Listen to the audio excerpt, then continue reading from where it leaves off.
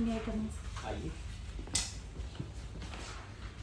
Good morning sir. Good morning. किस भाषा में बात करना चाहेंगे आप? हिंदी। हिंदी में? हिंदी में। कंफर्ट है हिंदी में? बिल्कुल। ठीक है, तो अपना संक्षिप्त परिचय हिंदी में दीजिए। मेरा नाम प्रियंका दांगी है। मैंने अपनी 10वीं की कक्षा सरस्वती विद्यापीठ आवासीय विद्यालय शिवपुरी से उत्तीर्ण की है। ठीक है। इसके बाद मैंने 12वीं कक्षा सरस्वती विद्या मंदिर पिपलानी भोपाल से उत्तीर्ण की है। मैंने अपना यूजी और पीजी सरोजनी नायडू शासकीय कन्या महाविद्यालय से और पीजी भी उसी से उत्तीर्ण किया है। और मैंने 2023 में नेट क्लियर किया है। वर्तमान में मैं नीमच में रहती हूँ और मेरी हॉबी पैरोडी बनाना है। अच्छा, पैरोडी बनाती है, बहुत बढ़िया। प्रियंका का क्या अर्थ होता है? प्रियंका का अर्थ संस्कृत और हिंदू बौद्ध धर्म में प्रियंकेरा शब्द से लिया गया है, जिसका अर्थ होता है प्रिय, और उसका एक दूसरा अर्थ होता है प्रिय अंक, जिसका अर्थ है प्रिय गोद। अच्छा। ये प्रियंका का। और डांगी क्या है? डांगी जाति है। क्या है मतलब, ये कौन सी जातियां होती हैं डांगी? ये ओबीसी में आते हैं, मतलब अन्य पिछड़ा वर्ग। क्या काम होता है? मूलतः क्या काम करते हैं डांगी लोग? कृषि। कृषि का? हाँ। किस प्रकार की कृषि? ये जिस क्षेत्र में ज्यादा पाई जाती है डांगी जाति, जैसे राजगढ़, ब्यावरा, टीकमगढ़, बुंदेलखंड क्षेत्र में ज्यादा पाई जाती है, वहां पर गेहूं, चना ऐसी वाली अच्छा खेती करते हैं, खेती प्रधान। आपके पिताजी का नाम माधव डांगी है, माधव सिंह है। माधव का क्या अर्थ होता है? श्री कृष्ण का नाम है। श्री कृष्ण जी का द्वितीय नाम माधव सिंह। ठीक है। आपने सरस्वती विद्यापीठ से पढ़ाई की है शिवपुरी से। सरस्वती स्कूल किस प्रकार की स्कूल है? सरस्वती विद्यालय एक विद्या भारती द्वारा संचालित विद्यालय है। हाँ। और इसकी स्थापना गोरखपुर में हुई थी। ठीक है। और 1952 में इसकी स्थापना की गई थी। इनका लक्ष्य होता है सर्वांगीण विकास पर ध्यान देना। ठीक है। सरोजनी नायडू के बारे में कुछ बता दीजिए, आपने पढ़ाई की है यहाँ से? हाँ सर, मैंने कॉलेज से सरोजनी नायडू कॉलेज से पढ़ाई की है। तो सरोजनी नायडू भारत कोकिला नाम से भी जानी जाती थी। ये कवियत्री भी थी और ये स्वतंत्रता आंदोलन में इनका बहुत योगदान रहा, और ये उत्तर प्रदेश की पहली राज्यपाल भी थी। बरकतुल्ला कौन है? बरकतुल्ला स्वतंत्रता सेनानी थे और इनका जन्म भोपाल में ही हुआ था। इतवारा में रहते थे। इनका कुछ प्रसिद्ध कार्य बताइए बरकतुल्ला जी का। ये स्वतंत्रता सेनानी थे। अच्छा। हाँ। कुछ तो इनका उल्लेखनीय होगा। उस 1857 की क्रांति के दौरान इनके कुछ, सॉरी सर अभी मैं रिकॉल नहीं कर पा रही हूँ। नेट क्वालिफाइड है? हाँ। कब क्वालिफाइड है? जून 2023। नेट की परीक्षा वर्तमान में कौन आयोजित कराता है? एनटीए। एनटीए मतलब full form? National testing agency. अच्छा। हाँ। नेशनल टेस्टिंग एजेंसी के द्वारा आयोजित कराए जाने वाले कोई 3-4 एग्जाम बता दीजिए। नीट का एग्जाम और एक नेट ही होता है। ठीक है। इसके अलावा भी मुझे सर याद नहीं है। ठीक है। पैरोडी क्या है? पैरोडी का अर्थ होता है अनुकृति करना या नकल करना, जिसके पैरोडी के द्वारा हम कोई भी व्यंग्यात्मक या कोई संदेश दे सकते हैं या आलोचना, ऐसा कुछ भी करके अपनी पैरोडी के द्वारा बता सकते हैं। किसकी पैरोडी बनाती हैं? मैंने बहुत सारे गाने हैं और त्वरित विषय जो होते हैं उन पर मैं पैरोडी बनाती हूँ। आपने गानों की टोन लिया? हाँ, टोन लिया। और मुद्दे क्या रखे? जैसे पर्यावरण संरक्षण है, बोटिंग है और भारतीय ज्ञान परंपरा है। ऐसे बहुत सारे विषय हैं जिन पर मैंने अभी तक बनाई है पैरोडी। ठीक है। वर्तमान में कोई पैरोडीकार जो बहुत बड़ा पैरोडी बनाने वाला व्यक्ति आपको पता हो बताएं? मुझे सुदीप भोला जो भारत से हैं, वो मुझे अच्छे लगते हैं। सुदीप भोला मध्य प्रदेश में कहाँ से संबंधित है? सुदीप भोला का मध्य प्रदेश से संबंध सर मुझे याद नहीं है मध्य प्रदेश के वो कहाँ से है? नहीं, मुझे ये याद नहीं। ठीक। मुझे इसके बारे में जानकारी। संगीत सुनती हैं आप? हाँ, संगीत में पैरोडी अच्छी बना सकूं इसके लिए मैं विभिन्न प्रकार के संगीत सुनती हूँ, ताकि मुझे लगे कि हाँ इस गाने पर मुझे बना लेती हैं। हाँ, कोशिश कर सकती हूँ। 10 से 15 मिनट लगता है किसी भी सब्जेक्ट पर पैरोडी बनाने। हाँ, पैरोडी बनाने। चलिए कोई एक पैरोडी आप अपनी सुना सकें जो आपने अभी जो नया गाना आया है भूल भुलैया 3 का, भोला भाला था सीधा साधा था, इस पर मैंने बनाई है भारतीय ज्ञान परंपरा विषय लेकर। हाँ, बहुत बढ़िया, बहुत बढ़िया। ज्ञान और विज्ञान की ये अद्भुत विरासत था, गणित खगोल भौतिक रसायन सब में पारंगत था। बहुत बढ़िया। हुए ऐसे आक्रमण मेरे भोले देश पे, बिखर सा गया टूट के, पाश्चात्यकरण की इस आंधी में पीछे गया छूट के, फिर से तो चाहेंगे समृद्ध बनाएंगे, शिक्षा ने अवसर दिया, मेरे मोहना सुन, शिक्षा नीति की धुन, मेरी संस्कृति तो सबसे विरल थी, जिंदा रहे ये यही प्रार्थना। ताना नाना धूम, ताना नाना धूम। शानदार शानदार है। अब मुझे ये बता दीजिए कि पैरोडी साहित्य की कोई विधा है? पैरोडी इस मिमिक्री एक विधा होती है। पैरोडी किसी टोन लेके बनाना, और मिमिक्री में ऐसा होता है कि आप बिल्कुल वैसा करते हैं। तो मुझे पैरोडी विधा है ये पता नहीं है, कविता विधा होती है अगर मैं तुकबंदी करती हूँ। ठीक है, कविता लिखती हैं आप, तुकबंदी करती हैं, ठीक है। होम साइंस में क्या सब्जेक्ट है आपका? मेरा food and nutrition. Food nutrition है। मैडम आपसे सवाल करेंगी जी, फिर उसके बाद बात। बच्चों के लिए संतुलित आहार क्या होना चाहिए? बच्चों के लिए संतुलित आहार सबसे पहले उसमें प्रोटीन, कार्बोहाइड्रेट, फैट, जो मैक्रो न्यूट्रिएंट है वो तो उचित मात्रा में होने ही चाहिए। साथ ही उन पे माइक्रो न्यूट्रिएंट पे भी ध्यान दिया जाता है, क्योंकि वो ग्रोइंग एज में होते हैं या उनकी एक्टिविटी बहुत ज्यादा होती है। प्रोटीन क्या होता है? प्रोटीन अमीनो एसिड से, प्रोटीन की सबसे छोटी इकाई अमीनो एसिड होती है, उनसे मिलकर बनती है प्रोटीन। आहार क्या होता है? आहार जो हम ग्रहण करते हैं, खाने योग्य पदार्थ जो हैं और जिनका पाचन हो, अवशोषण हो और स्वांगीकरण हो के निष्कर्षण हो, वो आहार होता है। महिला सशक्तिकरण के बारे में क्या कहना चाहेंगे आप? महिला सशक्तिकरण आज के संदर्भ में मध्य प्रदेश में महिला सशक्तिकरण पर बहुत जोर दिया जा रहा है, और महिला जब अपने किसी भी स्किल को डेवलप करके किसी एक विशेष क्षेत्र में सफल होती है तो वो महिला सशक्तिकरण है। इसमें होम साइंस की क्या भूमिका होगी? महिला सशक्तिकरण में होम साइंस की मैं देखती हूँ सर्वाधिक भूमिका हो सकती है, क्योंकि यह ऐसा विषय है, इसमें 5 क्षेत्र हैं। एक फूड एंड न्यूट्रिशन है, तो घर का अगर वो कुछ नहीं कर रही हैं तो घर में ही अगर जितने भी सदस्य हैं उसका आहार अच्छा कर सकती हैं, जो बीमारियों से बचाव करेगा। एक टेक्सटाइल सब्जेक्ट आता है, तो उसमें भी वो अपनी फैशन क्षेत्र में जा सकती हैं, या टेक्सटाइल में भी घरेलू रूप में आप ब्लाउज बनाकर या कुछ करके अपना उद्यम कर सकती हैं। एक होम मैनेजमेंट सब्जेक्ट होता है, उसमें आप घर पर ही इंटीरियर डिजाइनर, अगर बड़े क्षेत्र हैं तो इंटीरियर डिजाइनर बन सकते हैं, या फिर छोटे रूप में आप अपने घर को अच्छा रख सकते हैं। बाकियों को बता। अच्छा प्रियंका, आपने SHG का नाम सुना है? सेल्फ हेल्प ग्रुप, जो स्वयं सहायता समूह होता है, जिसमें हाँ, मैंने सुना है। तो क्या होता है ये? जैसे सरकार होती है, मैं एकदम श्योर नहीं हूँ, मैं अनुमान लगा सकती हूँ। जी बिल्कुल। हाँ, जो सरकार होती है उनकी हेल्प के लिए कुछ समूह भी बनाए जाते हैं। तो क्या SHG को और होम मैनेजमेंट के साथ कोरिलेट किया जा सकता है? क्या इनमें कोई आपस में रिलेशन हो सकता है? सॉरी मैम, मैं अभी ये कोई बात नहीं। तो आप हमें ये बताइए कि जो होम साइंस है इसकी भविष्य में और क्या भूमिका हो सकती है, कैसे ये प्रासंगिक हो सकता है? मैम, होम साइंस के भविष्य में बहुत मुझे स्कोप दिखता है, क्योंकि आज जैसे कोई भी सेलिब्रिटी है या कोई भी बड़ा है, उसको एक अलग से ही ट्रेनर चाहिए, चाहे वो डाइटिशियन हो या उसका न्यूट्रिशन के बारे में बताए। तो यहाँ कई फील्ड में जा रहे हैं। और अगर दूसरे रूप में देखिए, आज सभी लोग अपना घर इंटीरियर करवा रहे हैं कि मैंने उनसे इंटीरियर डिजाइन करवाया है, तो इस क्षेत्र में जा सकते हैं। और अगर प्रसार कार्यकर्ता में देखें तो आज इतने सारे सेल्फ मतलब जो समाज सेवा होती है उसके लिए काफी लोग आगे आते हैं, तो प्रसार शिक्षा द्वारा भी इस क्षेत्र में भी जा सकते हैं और शेफ बन सकते हैं। और काफी ठीक है। अगर ऐसा कहा जाए कि होम साइंस सिर्फ महिलाओं के लिए बेहतर विषय होगा, तो ये कहना क्या सही होगा? मैम, मैं इस पक्ष में नहीं हूँ कि ये केवल महिलाओं के लिए है। आज के संदर्भ में अगर देखा जाए तो जैसे पेरेंटिंग है और उसमें चाइल्ड डेवलपमेंट सब्जेक्ट है, तो पेरेंटिंग केवल माँ की नहीं बची है। पेरेंटिंग के लिए एक पिता का भी पूरा अधिकार होना चाहिए। तो एक पिता को भी जानना चाहिए कि बच्चे की ग्रोथ कैसी होगी, इसको किस टाइम पर क्या लगना है। और भी अगर क्षेत्र देखें तो न्यूट्रिशन के बारे में भी फैमिली में अगर एक मेल जानेगा तो वो घर का राशन, पानी, इन सबको करने में भी सुविधा होगी। और जितने भी बड़े लोग हैं, चाहे वो शेफ हो या फैशन डिजाइनर हो, सभी में मेल का नाम आता है। अपने यहाँ बस थोड़ी सी अवेयर अगर होंगे तो होम साइंस एक बहुत अच्छा, सभी के लिए बहुत अच्छा विषय है। ठीक है प्रियंका, होम साइंस में टीचिंग अप्रोच बताइए। होम साइंस में अगर टीचिंग का अप्रोच देखें तो ये प्रैक्टिकल बेस्ड सब्जेक्ट है। प्रैक्टिकल बेस्ड, इसमें प्रैक्टिकल ज्यादा है।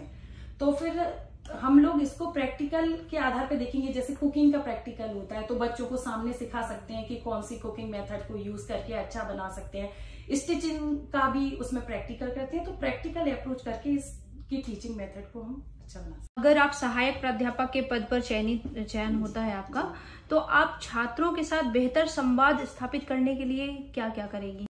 मैम, मुझे लगता है अगर मेरा चयन इस पद पर होता है तो जो मेरे पास विधा है पैरोडी बनाना, तो बच्चों के बीच जाकर उनकी जो समस्याएं होंगी और उनके जो त्वरित गाने या उन्हें जो भी अच्छा लगेगा उनको मैं उस फॉर्म में बता के बहुत इजी और थोड़ा सरस अध्ययन कराने के पक्ष में रहूंगी, जिससे वो बहुत अच्छे से जुड़ें। आज अगर कोई भी चीज बोझिल ना हो या कोई भी चीज केवल पढ़ने के उद्देश्य से ना की जाए, थोड़ा सरस माहौल रहे, तो बच्चा और जल्दी अट्रैक्ट होगा और वो अच्छे से बता। और यदि आपका चयन नहीं होता है तो क्या करेंगी? सर, यदि मेरा चयन नहीं होता है तो मैं अपना अध्ययन जारी रखूंगी सर, और पीएचडी के लिए मैं अपनी पीएचडी करूंगी। और घर पर ही जो मेरा बहुत बड़ा परिवार है, संयुक्त परिवार है, तो उन्हीं लोगों को अवेयर करूंगी और साथ साथ जो गांव के लोग हैं हमारे अपने, वैसे अगर किसी पद पर जाते हैं सर तो सब लोग बहुत गौर से बात सुनते हैं, अगर आप सफल होते हैं तो बहुत गौर से बात सुनते हैं। ठीक है, पर फिर भी अपने आप उतना बताइए जितना आपसे पूछा जाए। जी, नहीं होती हैं तो आप पैरोडी का इस्तेमाल करके आप समाज को अवेयर करेंगे, अगला प्रयास नहीं करेंगी? जी सर, मैं पीएचडी पे ध्यान दूंगी। अच्छा, पीएचडी करती है, ठीक है। हाँ। चलिए, एक सवाल होम साइंस का है और मैं पूछ लेता हूँ। वस्तु विज्ञान आप पढ़ती हैं, एक साड़ी आपने पहन रखी है, एक साड़ी मैडम ने पहन रखी है, दोनों में अंतर है क्या कोई? हाँ सर, इसके फैब्रिक में और इसके प्रिंट में अंतर है। अच्छा, हाँ। आपकी जो साड़ी है किस विधा में है, कौन से शैली की है? इसमें कॉटन प्लस सिंथेटिक मिक्स है। अच्छा, और मैम की मुझे प्योर कॉटन लग रही है मैम सर। हाँ। ठीक है, ठीक है। ये किस प्रिंट की है? छिपा है, महेश्वरी है, नहीं, चंदेरी ये है या इसमें नॉर्मल? हाँ, इसमें कोई भी ऐसा प्रिंट नहीं है। ये एक सिंपल साड़ी है। इसमें जो वर्ली आर्ट महाराष्ट्र में प्रसिद्ध है डॉल फॉर्म में, वो कहीं कहीं इसमें वर्ली आर्ट के एक प्रसिद्ध चित्रकार आर्टिस्ट हुए हैं, आपको पता है? वर्ली आर्ट मुझे बहुत बड़े उनका प्रसिद्ध- नाम, हाँ नाम नहीं नाम है। क्या होती है वर्ली आर्ट? उसमें डॉल फॉर्म में बनाते हैं, कोई भी चित्र होता है तो डॉल फॉर्म में उसको क्रिएट करके, और एक कथानक जैसा लगता है, तो वो पूरा अपने को समझ में आता है। अच्छा, आपने कहा सिंथेटिक रेशे। हाँ। क्या होते हैं सिंथेटिक रेशे? सिंथेटिक रेशे जो कृत्रिम रूप से मशीनों द्वारा बनाए जाते हैं। अच्छा, और प्राकृतिक रेशे? प्राकृतिक रेशे जो हमें प्रकृति से प्राप्त होते हैं, वो किसी भी जड़ से, तने से, पत्ती से, फूल से, जड़ से? हाँ, जड़ से। अभी उसमें सबसे लेटेस्ट जो अभी फाइबर बनाया जा रहा है वो कमल की जो नीचे की डंडी होती है उससे बनाया जा रहा है। ठीक है सर, आपसे कुछ सवाल करेंगे। जैसा कि आप सहायक प्राध्यापक बनना चाहती हैं, जी सर, तो आप आयोग के समक्ष 5 ऐसी विशेषता बताएं जिससे आपको चुना जा सके। मैं बहुत डेडिकेशन है मेरे अंदर कि अगर मैं कोई काम को डेडिकेशन के साथ करती हूँ। दूसरा हेल्पफुल नेचर है, मैं हेल्प करने में ज़्यादा वो रहता है। और सर, मुझे अगर देखा जाए तो विषम परिस्थिति में सर काम कर सकती हूँ। सर, मैं कोई विषम परिस्थिति आती है तो उसको स्वीकार करके उसमें काम करती हूँ। और मैं जहाँ जाती हूँ वहाँ वातावरण अच्छा हो जाता है, ऐसा मेरा सोच है। क्योंकि मेरा नेचर थोड़ा सा ऐसा कह सकते हैं, दूसरे लोग मोटिवेट हो सकते हैं, मैं प्रसन्नता का वातावरण हो जाता है, जैसा मेरे नाम में भी है। आपने किन विषम परिस्थितियों में काम किया है? कौन सी ऐसी विषम परिस्थितियां आपके समक्ष आई जिसमें आपने सॉल्व किया उस विषम परिस्थिति को? सर, मैंने ऐसे कोई वर्क जो प्रोफेशनल है वो नहीं किया है, लेकिन शादी के बाद मेरा पहले जन्म भोपाल में हुआ है, मैं भोपाल में रही हूँ, लेकिन मेरी शादी एकदम इंटीरियर गाँव में हुई है सर। और जहाँ पर काफी सारी चीजें ऐसी हैं जो मेरे लिए एकदम नई थी। इतने सारे परिवार के लोगों का खाना चूल्हे पर बनाना, और उसके बाद सभी लोगों का सर ध्यान रखना, और वहां का पूरा काम करना घूंघट के साथ, जहां पहले ऐसी प्रथा हमारे यहाँ चलती थी, अब थोड़ा कम होता जा रहा है। इसके बाद भी आपकी सासू माँ खुश नहीं है आपसे? नहीं, वो मुझसे बहुत खुश है। पक्का। आपने लिख तो रखा है इसमें कि नहीं घर में नाराजगी चल रही है? नहीं सर, मुझसे घर में सभी लोग खुश हैं, क्योंकि मैं कभी ऐसा नहीं है कि किसी को कुछ ऐसा बोलूं, या अपना बस काम करती हूँ। जिले से संबंधित भोपाल शहर आपने घूमा है क्या? हाँ, जहाँ मेरा कॉलेज था वो क्षेत्र अच्छे से घुमा है। किस क्षेत्र में कॉलेज था आपका? शिवाजी नगर में। अच्छा, हाँ। अच्छा।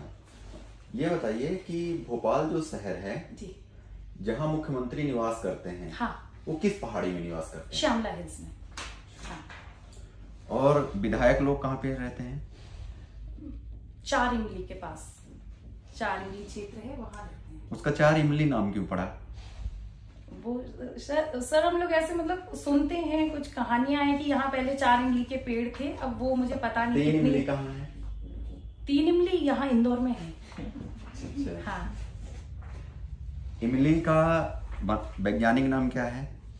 सॉरी सर, मुझे हाँ, याद नहीं। आप अभी वर्तमान में कहाँ पे निवास कर रहे मैं हैं? नीमच।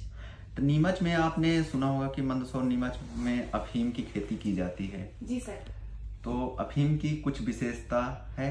जी सर। सर सबसे पहले तो इसका जो पूरा पौधा होता है सर, वो पूरा पौधा उपयोग में आता है, चाहे वो डोडा हो और उसका बीज जो होता है वो पोस्ता कहलाता है, पोस्ता दाना कहलाता है, चाहे वो हो पोस्ता दाना, तो वो पूरा उपयोग में होता है। और उसमें से जो रस निकलता है उस पर चीरा लगाने के साथ ही उसको इकट्ठा करके फिर फैक्ट्री में देते हैं। वहां एल्कलॉइड फैक्ट्री है नीमच में, तो उससे फिर मॉर्फिन निकाला जाता है। तो मॉर्फिन के अपने आप में उपयोग होते हैं, जैसे कि ये ड्रग्स है, खांसी जुकाम की दवाई है, इनमें उपयोग किया जाता है। जैसे वहाँ पे आपने बताया कि एल्कलॉइड फैक्ट्री है, जी सर। तो वो राज्य सरकार के अधीन है कि केंद्र सरकार के अधीन है? वो राज्य सरकार के अधीन है वो। अच्छा। हाँ। क्या आप श्योर हैं? सर मैं श्योर नहीं हूँ, मैंने वहां पढ़ा था उसका बोर्ड, तो मुझे याद। अफीम का सेवन वहाँ के लोग करते हैं क्या? ऐसे ऊपर कोई सेवन नहीं करता है, ना ही कोई बताता है सर कि मैं सेवन करता हूँ। बाकी चोरी छिपे उतना नहीं आता है। पर वहाँ एक जो सबसे बड़ी समस्या है, वो आज बस में इतने किलो डोडा चूरा पकड़ा है, ये वाली ज्यादा समस्या है। इस पर वहाँ काफी काम होता है। आप शिवपुरी में भी रही हाँ, हैं। शिवपुरी में रही सर। शिवपुरी किन राज्यों से अपनी सीमा साझा करता है? उत्तर प्रदेश और राजस्थान से। अच्छा। तो उसमें शिवपुरी में जो संस्कृत है, कल्चर है, तो यूपी और राजस्थान का भी होगा? हाँ, वहाँ की भाषा यूपी जैसी है और पहनावा राजस्थान जैसा है। अच्छा। हाँ। मध्य प्रदेश जैसा क्या है? मध्य प्रदेश जैसा वहाँ पर लोगों में जो मिलनसार होते हैं मध्य प्रदेश के लोग, वैसा है वहाँ पर। अच्छा, मध्य प्रदेश के लोग मिलनसार? हाँ बिल्कुल सर। हमको तो यूपी के लोग ज्यादा मिलनसार लगते हैं। सर यूपी में भी हमारे कुछ रिश्तेदार हैं, तो मध्य प्रदेश के लोग जहाँ जहाँ मैं रही हूँ वहाँ बहुत हेल्पिंग नेचर के होते हैं सर। हम लोग जहाँ जाते हैं वो तुरंत मतलब आप लोग जहाँ जाते हैं तो माहौल खुशनुमा हो जाता है। हाँ, नहीं माहौल खुशनुमा सर इसमें। एक वहाँ पे नीमच में आपकी भदवा माता मंदिर है। जी जी जी। वहाँ पे श्रद्धालु इतने बहुत सारे लोग जाते हैं, उनके बारे में कुछ कहावतें हैं क्या? जी सर। तो वो भादमा माता मंदिर नीमच से 18 किलोमीटर दूर स्थित है। और वहाँ ऐसा जो पैरालाइज व्यक्ति होते हैं, सही से चल नहीं पाते हैं, या इनके जो बोल भी नहीं पाते हैं, जिनकी टंग भी पैरालाइज हो जाती है, तो वहाँ एक बावड़ी है, अमृत बावड़ी। वहाँ के जल देते हैं, वहाँ पानी देते हैं, तो वहाँ वो पानी पीने से उसमें काफी अंतर आता है। और वहाँ जितने भी मरीज दिखेंगे सभी वहाँ पोर्च में रहते हैं। ऐसा कहते हैं कि रात के समय माता वहाँ निकलती हैं और अपना आशीर्वाद भक्तों को देती हैं, जिनसे इनकी समस्याएं दूर हो जाती हैं। तो वहाँ प्रसाद, वहाँ जो जिंदा मुर्गा चढ़ाते हैं और प्रसाद में तेल लगाने के लिए जहाँ जहाँ आपको समस्या है, और पानी नहाने के लिए वहाँ दिया जाता है। ठीक हो जाते हैं? हाँ, मेरा ही सर एक्सीडेंट हुआ था, तो मेरी कमर में काफी सारी दिक्कत आई थी, तो मैंने वहाँ का तेल उपयोग किया था, तो मुझे आराम हुआ था। जो बोल नहीं पाते वो बोलने लगते हैं। हाँ, वहाँ 1-1.5 महीने एक पर्टिकुलर दिन होता है, वो मुझे दिन याद नहीं आ रहा है। उस वैज्ञानिक दृष्टिकोण से देखें तो ऐसा आपको क्या लगता है कि वहाँ क्या होगा ऐसा जिसके कारण लोगों को राहत मिलती है? सर वहाँ के पानी में कुछ होगा ऐसा। क्या हो सकता है पानी में? ऐसा कुछ पानी में पैरालाइज ठीक करने वाले कुछ ऐसे तत्व हो सकते हैं, जिसको अमृत बावड़ी कहा गया। वो उस पानी में ही वो मिनरल्स या विटामिन होंगे सर। क्या कोई ऐसा पोषक तत्व है जिसकी कमी से पैरालिसिस होता हो? पैरालिसिस सर एक जो खाद्य में मिलावट की जाती है खेसारी दाल की, उससे पैरालाइज हो जाता है। खेसारी दाल के बारे में आपने कहा मध्य प्रदेश शासन ने उस पर प्रतिबंध लगा रखा है। कब से लगा रखा है प्रतिबंध और क्यों? सर एक फूड एडल्ट्रेशन एक्ट आया था 1954 में, उसके बाद कई सारी ऐसी चीजें जो खाद्य में मिलावट नहीं की जाती है, तो उन पर प्रतिबंध लगा दिया जाता है। चलिए बढ़िया है। खाद्य सुरक्षा बिल के बारे में पढ़ा आपने? जी, खाद्य सुरक्षा फूड सिक्योरिटी कानून या अधिनियम कब आया था? नहीं, खाद्य सुरक्षा कानून की मुझे तारीख याद नहीं है। अच्छा, कोई बात नहीं। क्या खाद्य सुरक्षा आपके विषय के अंतर्गत है? बिल्कुल सर। ठीक है। फूड सिक्योरिटी को लेकर के कुछ चुनौतियां हैं, चैलेंजेस हैं। जी जी सर। उनमें से कुछ 1-2 चैलेंजेस आप बताइए और उनका सुझाव बताइए। जी सर, खाद्य सुरक्षा को लेके चैलेंजेस उसके 4 पिलर होते हैं, जैसे एक्सेसिबिलिटी, अफोर्डेबिलिटी। ये तो कई बार अफोर्ड नहीं हो पाता है, जैसे जो फूड है समय से अफोर्ड, जो छोटी वो है, मतलब वो कोई बात नहीं, सॉरी छोड़ देते हैं। कुछ और सवाल पूछें मैडम? मेरा एक सवाल आपसे है प्रियंका। जी, अभी जी। फूड सिक्योरिटी की बात चल रही है। जी जी। तो सबसे पहले तो आप मुझे एमपी में फूड सिक्योरिटी मंत्री और कैबिनेट में कौन है, दोनों को बताइए। सॉरी मुझे नहीं पता। अच्छा, कोई बात नहीं। मैं इसको आप देख एक लाइन में अगर कहें तो फूड सिक्योरिटी है क्या, खाद्य सुरक्षा क्या है, कैसे परिभाषित करेंगे आप उसको? लोगों तक खाने की सुविधा, चाहे वो पैंडेमिक हो या कुछ सामान्य वो हो, खाना पहुंचना चाहिए। इस प्रकार फूड सिक्योरिटी को परिभाषित कर सकते हैं। सिर्फ यही है? आप जो कह रही हैं आप उससे संतुष्ट हैं? फूड सेफ्टी होती है कि खाना सुरक्षित है, और फूड सिक्योरिटी कि सभी लोगों तक खाना पहुंचे, फूड को लेके सिक्योर हो मैम। ये ठीक है, थोड़ा अच्छे से करिएगा इसको। हाँ जी जी जी। ग्लोबल इन्वेस्टर समिट के बारे में सुनी है क्या? हाँ मैंने सुना। ये है क्या, और कहाँ पे आयोजित किया जाएगा अभी 2025 में? अभी सर अभी नहीं पढ़ा है मैंने सुना है बस। अभी पहले दिल्ली में आयोजित हुआ था। अच्छा, मध्य प्रदेश सरकार द्वारा जो आयोजित किया जाता है उसकी मैं बात कर रहा हूँ। अच्छा सर, नहीं सर अभी मैंने इसके बारे में। अच्छा, अभी रीजनल इंडस्ट्री कॉन्क्लेव हो रहे हैं का आयोजन किया गया है, तो उसके महत्व बताएं, क्या होगा वहाँ पे, मतलब मध्य प्रदेश में क्या चेंजेस आएंगे? इंडस्ट्री ज्यादा मात्रा में इंडस्ट्री स्थापित होगी तो उद्योग, सभी लोगों को उद्योग मिलेगा, रोजगार मिलेगा। इसके दिशा में देखा जा सकता है। सभी लोगों को रोजगार मिल जाएगा जो उसमें प्रयत्नरत हैं, जो व्यवसाय क्षेत्र में जाना चाहते हैं उनको रोजगार। वर्तमान में कुछ कर रही हैं प्रियंका? नहीं सर, मैं गृहिणी हूँ। गृहिणी की क्या चुनौतियां हैं भारत में? गृहिणी का मतलब क्या होता है? गृहिणी का मतलब घर के सभी काम करती हैं और उनसे कोई उम्मीद भी नहीं करता है कि मतलब ये कुछ और अच्छा करेगी, मुझे ऐसा लगता है। हाँ ठीक है। अच्छा, एक बात बताइए, आप मैडम को बता रही थी कि होम साइंस पुरुषों के लिए भी उपयुक्त है। हाँ सर। मुझे तो आज तक एक भी कैंडिडेट नहीं मिले जो पुरुष हो और होम साइंस सब्जेक्ट लिए हों। सर मेरी पहचान में एक है। हाँ, एक आपकी पहचान में है। मतलब कुल मिलाकर के आपकी पहचान में एक है। हमारी पहचान में तो हमने जितना मॉक कराया, लोगों से जुड़ा, तो उसमें सारे पुरुष, सारी महिलाएं हैं। हाँ।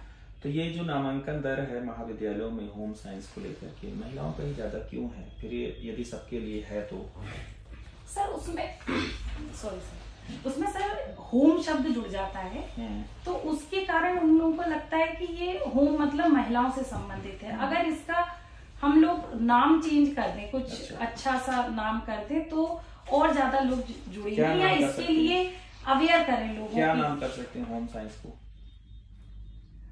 होम साइंस को कुछ इकोनॉमिक साइंस या कुछ होम हटा के, अगर मुझे लगता है वाला कुछ ऐसा सब। हाँ, कुछ ऐसा कि उनसे उनकी आत्मा को ठेस ना पहुंचे। मतलब आप कहना चाह रही हैं कि होम साइंस पुरुष पढ़ते हैं तो इसलिए नहीं पढ़ते हैं कि उसमें उनकी आत्मा को ठेस पहुंचती है, उनके समाज ऐसा है सर, वो कहते हैं क्या तुम लड़कियों वाला विषय लेके पढ़ रहे हो, इसलिए वो लोग थोड़ा सा हिचकिचाते हैं। चलिए ठीक है प्रियंका, आज आपसे इतनी बात करती हूँ। ठीक है, आप संतुष्ट हैं अपने वो इंटरव्यू से? नहीं सर, मुझे ऐसा लगता है कि मुझे अभी पढ़ाई और करनी है, क्योंकि मैंने अभी सब्जेक्ट थोड़ा। ठीक है, अब आप क्लास में बैठेंगे? जी जी, thank you so much sir.